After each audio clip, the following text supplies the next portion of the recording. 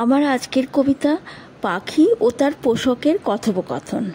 একদিন হঠাৎ দুপুরে পাখি তার খাঁচায় আর পোষক তার কাজের মাথায়। হঠাৎ পাখি বলে, কি ভাই, মনে আছে সেদিনের কথা? আমি কেমন হঠাৎ করে তোমার ঘরের ফ্যানের উপরে ঘাপটি মেরে উড়ে এসে বসে পড়েছিলাম। পোষক বলে, হ্যাঁ হ্যাঁ, তা তো তোমাকে দেখে খুবই খুশি হয়েছিলাম আমি, কিন্তু ভাবনায় পড়ে গেছিলাম কি করে তোমায় খাঁচার ভেতর ঢোকাবো, সেটাই বড় ভাবনার ছিল। পাখি বলে, হ্যাঁ ভাই, আমার না তোমার ঘর দেখে আর খোলা আকাশে উড়তে ভালোই লাগছিল না। পোষক বলে, হ্যাঁ হ্যাঁ, তা তো লাগবে, তোমাকে নিয়ে দুদিন ধরে আমার ভাবনার অন্ত ছিল না। পাখি বলে, হ্যাঁ ভাই, তা মানি, কিন্তু তোমাকে কত সহজ করে দিয়েছি বলো তো। শুধুমাত্র সেদ্ধ ভাত, ধনেপাতা, পালং শাক আর শশাতেই আমি সব কাজ চালিয়ে নিতে পারি।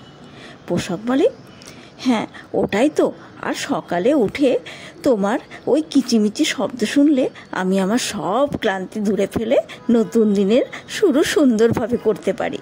পাখি বলে, হ্যাঁ ভাই, তুমিও খুশি, আমিও খুশি, তো চলো আমরা মনের সুখে বাঁচি।